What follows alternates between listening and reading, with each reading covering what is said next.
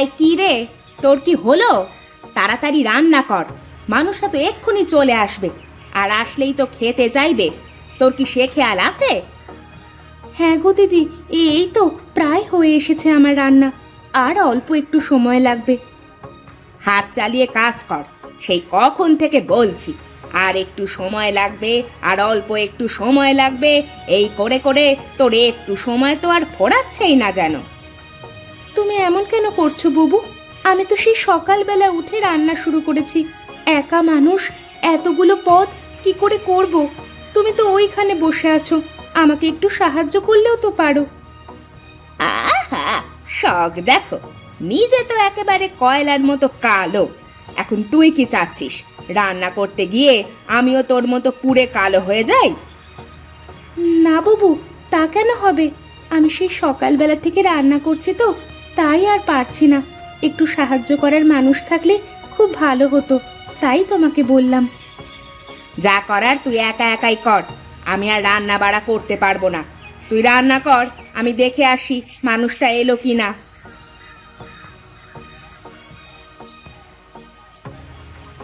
দুটো মেয়ে বিয়ে করলাম আমি, তারপরেও কাজের সময় একটাকেও হাতের কাছে পায় না। আরে কই গো, তোমরা কোথায় গেলে? অনেক ক্ষুধা পেয়েছে, খাবার দাও।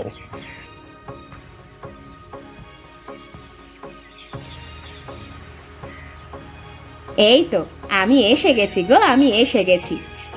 এই নাও, তোমার জন্য গরম গরম পকোড়া এনেছি। সে কি, এত বেলা হয়ে গেছে, এখন শুধু তুমি আমার জন্য পকোড়া নিয়ে আসছো কেন? আরে তুমি এই পকোড়াগুলো খাওয়া শুরু করো, আমি তোমার জন্য বাকি খাবারগুলো আনছি। তাই বলো? আমি তো ভেবেছিলাম যে আজ রাতে শুধু আমাকে পকোড়া খাইয়ে রাখবে। হুঁ। তাই আবার হয় নাকি? তুমি যা পেটুক মানুষ, শুধু পকোড়াতে তোমার কি হয়? আরো খাবার আছে, আমি নিয়ে আসছি, তুমি পকোড়াগুলো খেতে শুরু করো। তা আজকে রাতে আমার জন্য কি কি বানিয়েছো শুনি? আরো অনেক পদ বানিয়েছি তোমার জন্য, এত পদ মুখে বলে শেষ করা যাবে না, খাবার সময় তুমিই দেখে নিও। আরো 10টা পদ আছে তোমার জন্য আজকে। বলো কি, আরো 10টা পদ? এই যাও যাও, তাড়াতাড়ি নিয়ে আসো, আমার যে আর তর সইছে না। হ্যাঁ গো হ্যাঁ, যাচ্ছি গো যাচ্ছি।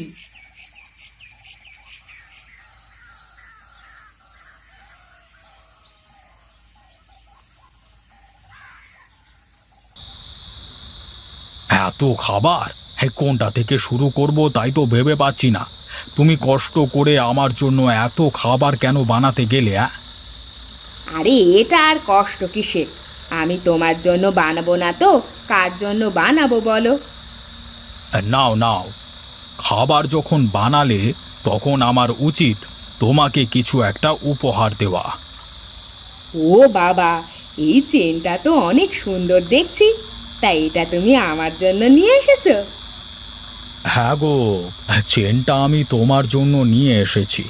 তুমি ছাড়া আর কার জন্য নিয়ে আসবো বলো?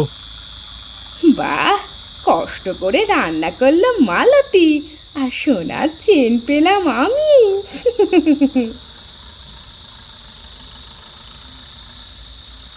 আহা কি স্বাদ! সত্যি গিন্নি, তোমার হাতের রান্নার কোনো তুলনা নেই। নাও নাও, অনেক রাত হয়ে গেছে, খেয়ে নাও। আর একটু খাবার দিই তোমাকে? না গো, অনেক খেয়েছি, আর খেতে পারলাম না। চলো ঘরে চলো, ঘুম ধরেছে আমার।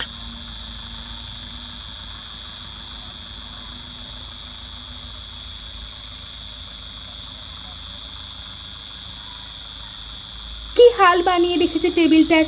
খেয়ে উঠে গেল, টেবিলটাও যদি একটু পরিষ্কার করে দেয় তাও তো হয়। এবারের কাজের মানুষ তো আমি, কাজ করি।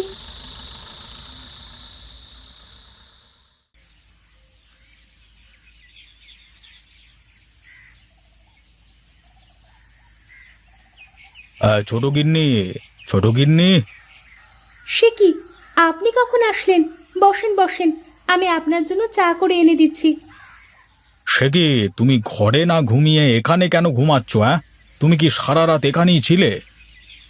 আসলে কাল অনেক পদ রান্না করেছি তো, তাই শরীরটা একটু ক্লান্ত হয়ে গেছিল।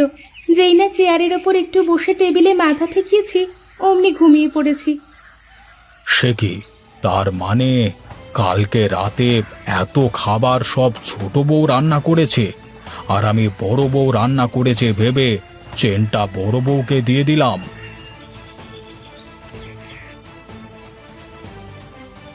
না না, আমি এটা কি করলাম? ছোট বউ এত কষ্ট করে আমার জন্য এত পদ রান্না করলো, আর সে খেয়েছে কিনা সেটুকু আমি খবর না নিয়ে খেয়ে দিয়ে শুয়ে পড়লাম। না না, ছোট বউকে একটা ভালো উপহার দিতে হবে।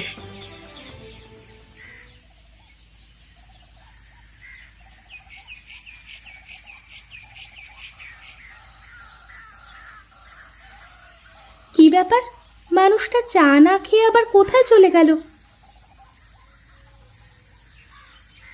এদিকে এসে আমার সামনে বসো দেখি।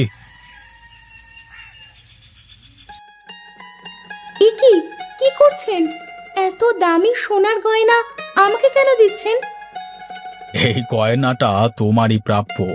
এই গয়নাটা আমার মায়ের ছিল, আর আজকে থেকে এই গয়নাটা তোমার হলো। তুমি থাকো, আমি একটু বাজারে গেলাম। সে কি, আপনি চাটুকু না খেয়েই চলে যাবেন? হ্যাঁ গো, আমার অনেক তাড়া। আমি বাজার থেকে ঘুরে আসি, তারপরে না হয় তোমার হাতের চা খাবো।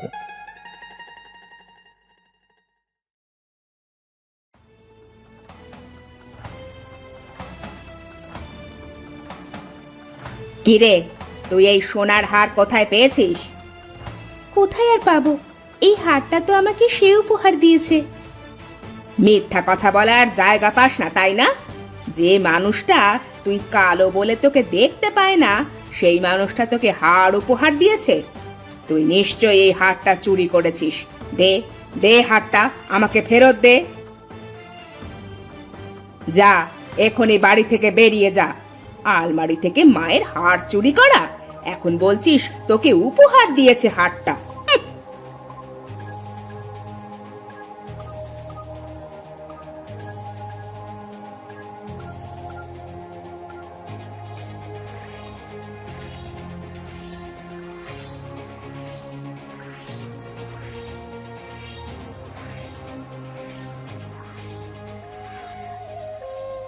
না, আমি এখন কোথায় যাব? আমাকে বিনা কারণে বাড়ি থেকে বের করে দিল।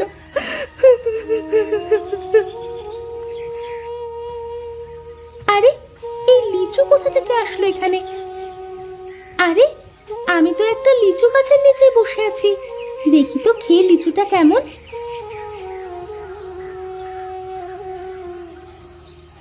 আরে, এটা কি? আমি কি সুন্দর ফর্সা হয়ে গেছি, আর আমার সারা গায়ে এত গয়না কোথা থেকে আসলো?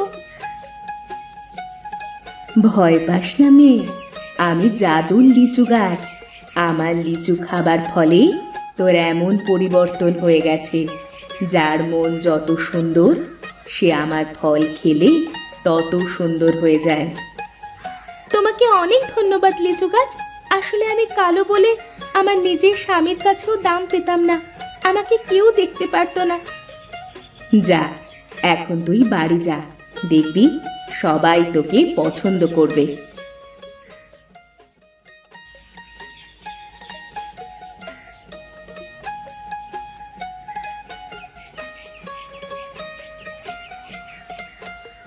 আরে বাহ, কি সুন্দর মেয়ে, কি অপরূপ চেহারা।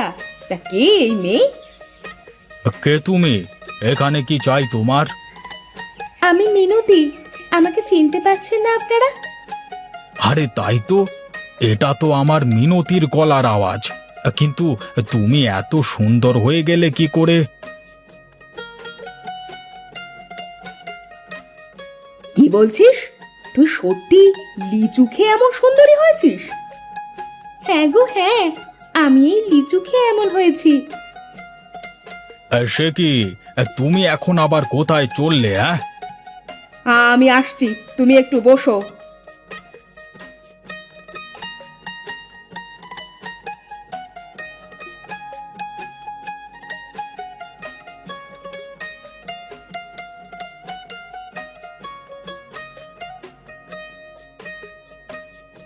আরে এই তো সেই লিচু গাছ। তার মানে মালতী যা বলেছে তার সবই সত্যি। যাই, একটা লিচু পেড়ে খেয়ে নি।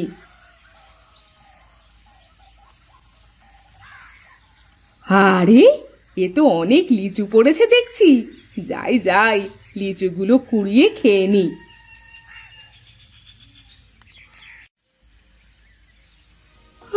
আরে এ কি, এ কি হলো আমার? আমি এমন হয়ে গেলাম কেন?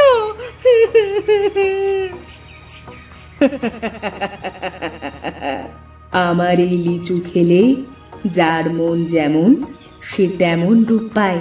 তুই অসৎ, তোর মনে শুধু আছে হিংসা বিদ্বেষ। তুই কাউকে ভালোবাসিস না, তুই স্বার্থলোভী, তাই তুই এমন রূপ পেয়েছিস। আমাকে তুমি ঠিক করে দাও, আমি এই রূপ চাই না। সেটা আর সম্ভব নয়। তুই যতদিন বেঁচে থাকবি তোকে এই রূপেই বেঁচে থাকতে হবে। না, আমি এই রূপ চাই না, চাই না। যে ভালো আমি তার কাছে মধু, আর যে খারাপ আমি তার কাছে বিষ। তুই খারাপ, তাই আমি তোর কাছে বিষ লিচু গাছ।